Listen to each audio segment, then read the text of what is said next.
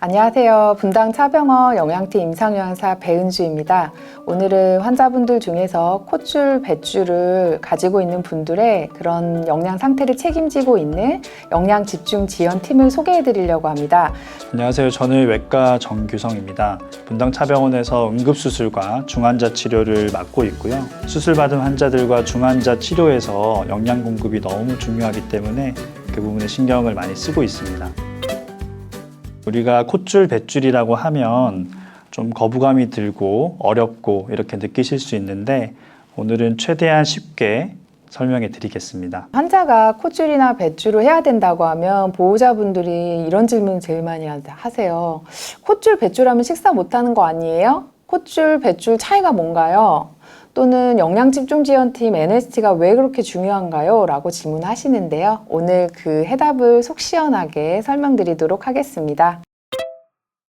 네, 교수님, 보호자분들이 NST 그거 뭐예요? 무슨 밴드 이름인가요? 라고 질문하는 경우도 있는데요. 뉴트리션 서포트 팀이라는 영어의 약자 NST고요. 한국어로는 영양 집중 지원 팀입니다. 쉽게 말하면 환자분들이 잘 먹고 잘 영양을 잘 흡수하고 잘 회복할 수 있도록 임상 영양사, 약사, 간호사, 의사가 한 팀이 돼서 진료하는 다학제 진료 팀입니다. 저희는 가장 먼저 환자분들을 이제 만나게 되면 환자분의 체중, 혈액 검사, 근육 상태, 소화 기능을 꼼꼼히 체크해서 맞춤형 영양 처방을 하게 됩니다. 매주 정기적으로 중환자실, 일반병실 회진을 돌면서 환자분들의 지금 영양 상태가 어떤지 그리고 어떤 도움들이 필요한지 확인을 하면서 각 직종별로 의견을 취합해서 환자분들에게 가장 최선의 영양 지원을 할 수 있도록 도움을 드리고 있습니다.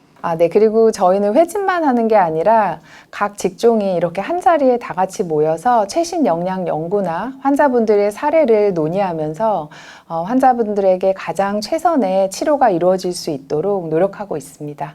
네, 제가 NST 참여하기 전에는 영양 지원에 대한 중요성을 간과했었는데요.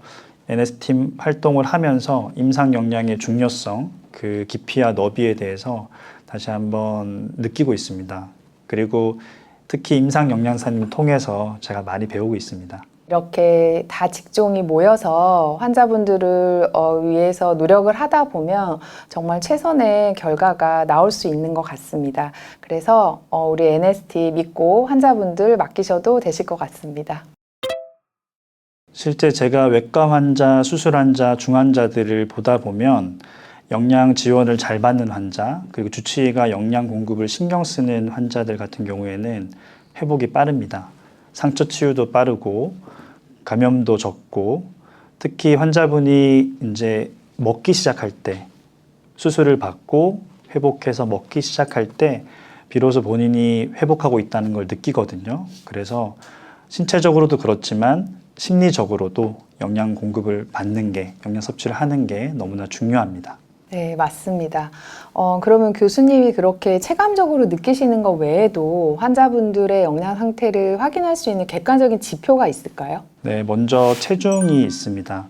환자분이 입원하시기 전에 병치레를 하면서 체중이 많이 감소한 경우들이 많은데요. 그런 경우는 체중이 증가하고 있는지 보는 것이 중요하고 다른 중환자 같은 경우는 수액도 많이 들어가고 여러 약물들이 많이 들어가면서 체중 변화가 많습니다. 그런 경우에는 이 체중 변화가 무엇 때문인지, 수액 때문인지 아니면 근감소증 같은 체성분의 변화 때문인지 그런 것들을 면밀히 분석하는 것이 중요합니다. 이렇게 체중의 증가나 감소도 우리가 판단할 수 있는 중요한 지표가 될 수 있겠습니다. 그래서 보호자님들도 집에서 환자분들의 체중을 잘 체크해 주시면 좋겠습니다.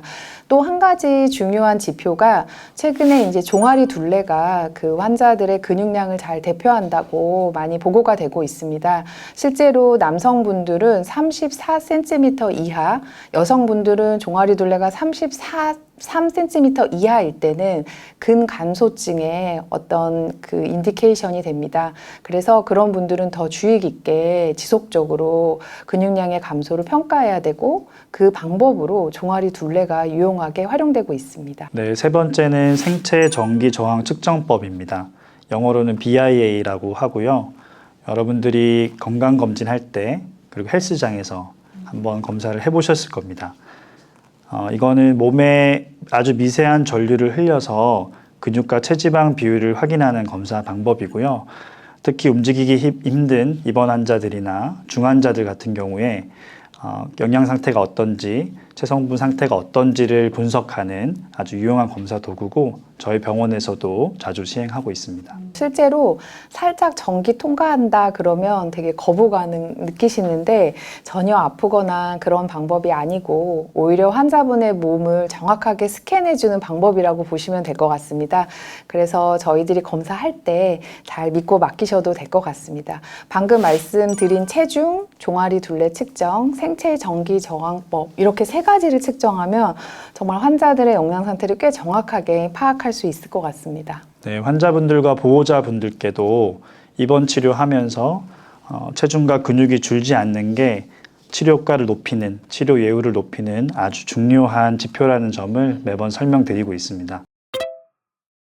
네. 교수님, 보호자분들이 제일 많이 여쭤보시는 게 콧줄이랑 뱃줄은 어떻게 달라요? 라고 질문을 많이 하시거든요. 네, 가장 큰 차이점은 사용 기간입니다. 콧줄은 코를 통해서 위까지 관을 넣는 방식이고요. 단기간 영양 공급이 필요할 때 주로 사용합니다. 뱃줄은 위나 소장에 작은 구멍을 내서 관을 직접 연결하는 방법이고 장기간으로 영양 공급이 필요한 환자에서 저희가 사용하고 있습니다. 그러니까 며칠 또는 몇 주 정도 할 때는 콧줄, 몇 달 이상 지속적으로 해야 될 때는 뱃줄을 한다는 말씀이시군요. 네, 맞습니다. 그리고 여기서 꼭 중요한 것이 콧줄은 최종 위치 확인 절차가 꼭 필요합니다. 콧줄을 삽입하고 나서 주사기로 공기를 넣어서 위에 잘 들어갔는지 청진으로 확인하는 과정이 꼭 필요합니다. 만약에 위치가 잘못되면 그 영양액을 주입할 때 그것이 식도가 아닌 기도로 들어갈 수 있기 때문에 위험하기 때문이죠. 네, 맞습니다. 그래서 저희 의료진들은 그렇게 청진기로 확인도 하고 엑스레이를 꼭 찍어서 콧줄의 위치를 확인한 다음에 영양 공급을 하고 있습니다. 환자분들의 안전이 제일 중요하니까요.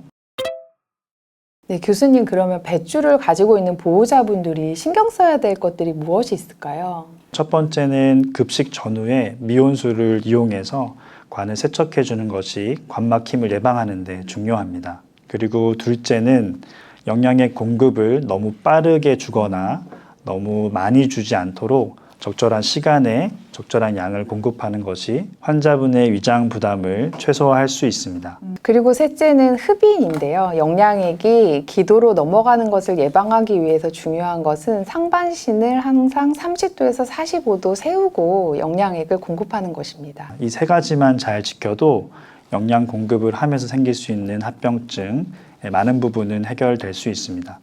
네, 밥은 약, 약은 밥이라는 말이 있잖아요. 관 급식 때 자세랑 관리만 잘 해주셔도 영양 공급이 환자분께 최고의 약이 될 수 있습니다. 교수님, 환자분들이 이제 설사를 많이 하실 때가 있어요. 그러면 보호자분들이 영양액 바꿔주세요라고 얘기하시는 경우가 많은데 어떻게 생각하시나요? 정말 그런 질문 많이 듣는데요. 환자분이 설사를 하신다고 해서 바로 영양액을 바꾸진 않고 먼저 주입 속도가 너무 빠르지 않는지, 양이 많진 않은지, 그리고 지금 들어가는 약물 중에 설사를 일으킬 수 있는 약이 있는지 그런 것들을 면밀히 확인을 해보고요. 필요하면 장내 세균 문제가 있지 않는지도 추가적으로 검사합니다. 영양액의 주입 속도, 그다음에 약물, 또 감염 여부를 하나씩 파악해 가면서 계속 증상이 나타나면 그 후에 이제 저희 다직종들이 모여서 회의를 해서 영양액 변경을 하게 됩니다. 그래서 마치 NST가 다각도로 해결책을 찾는다는 중요한 의미가 있겠습니다. 수수께끼를 푸는 것처럼 마치 탐정 수사를 하는 것처럼 왜 설사를 하는지, 뭐가 문제인지 다각도로 찾고 있고요.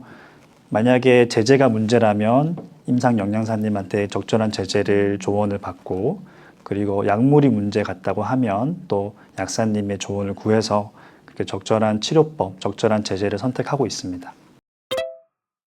교수님, 실제로 NST가 환자 회복에 도움이 된다는 연구 결과가 많이 있나요? 네, 많이 있습니다. 연구를 얘기하기 전에 일단 제가 수술하고 중환자를 보면서 체감적으로 정말 영양 공급이 환자 회복에 중요하구나 느끼고 있고요.